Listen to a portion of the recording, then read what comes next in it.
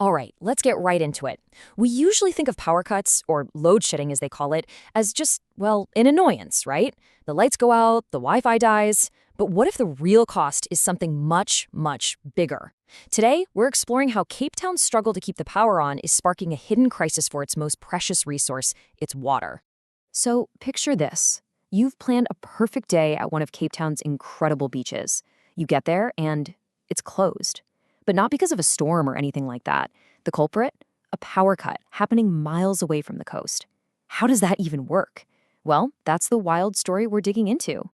So let's start right there, with that closed beach, because this isn't just some made-up scenario. It's the most obvious, in-your-face symptom of a much deeper problem that's been quietly bubbling just beneath the city's surface.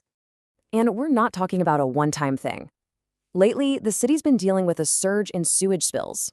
It's led to closing multiple beaches, and of course, it always seems to happen right in the middle of the busiest holiday seasons. These aren't just random, unlucky events. They're all connected to the very same root cause. To really get what's going on, we have to follow the trail. We're moving away from the beautiful coastline and heading inland, deep into the guts of the city's sanitation system, because that's where we find the direct, undeniable link between the power grid and the water. Say hello to the unsung hero of any modern city, the sewer pump station. It's a critical piece of the puzzle, but its job is actually pretty simple. It uses electricity to keep all that wastewater moving where it's supposed to go. But what happens when that electricity just vanishes? And here's where it all goes wrong. It's a painfully simple chain reaction. Power's on, great, everything flows smoothly. But the second load shedding kicks in, those pumps just stop dead. And that wastewater?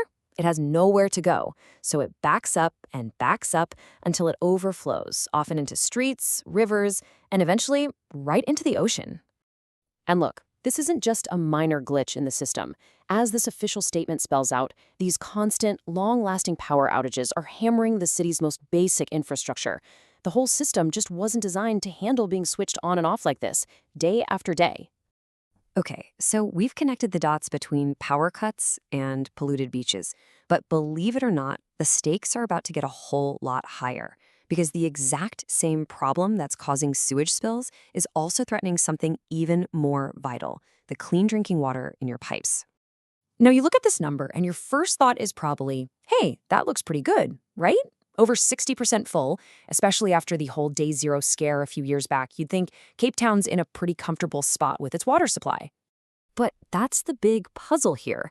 If the dams are holding plenty of water, why on earth would the city even be whispering about water restrictions again? This is where the whole story takes a really sharp turn. And here is the absolute kicker. It doesn't matter how much water is in the dams if you can't get it to the people. The giant pumps that push all that water from the dams up to the city's reservoirs, yep, they need electricity too. So when severe load shedding hits, those pumps can fail, and you're effectively cut off from your own water supply. So, faced with this double threat to sanitation and drinking water, the city had to face a tough reality. Their old plans just weren't going to cut it anymore. They needed a whole new playbook, one designed for a new era of constant energy problems.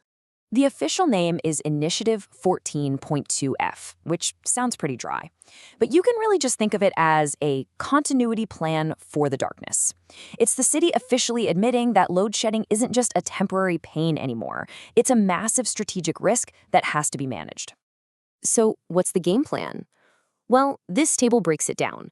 First, protect the absolute most critical services, which means water and sanitation. Second, create detailed plans to keep things running through power cuts. And third, and this is the wild part, start planning for extreme events, worst-case scenarios that used to seem impossible.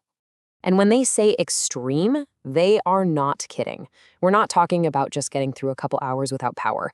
The city is now actively trying to figure out how to provide basic services during load-shedding stages 8, 9, and even 10. I mean, those are levels of blackouts that would fundamentally change daily life. You know, when you put it all together, it points to this massive, expensive shift in how a modern city has to think. The fight for electricity is forcing a complete rethink of what it even takes to deliver the most basic services we all rely on. This slide right here, this sums up the new reality perfectly. For decades, the number one question for Cape Town's water security was how much water is in the dams. Now, that's not the most important question anymore. The new question is, do we have enough power to run the pumps? And no surprise, this new reality comes with a really hefty price tag. You want to keep water flowing during intense load shedding? That means spending a ton of money on new power solutions, on generators, on emergency plans.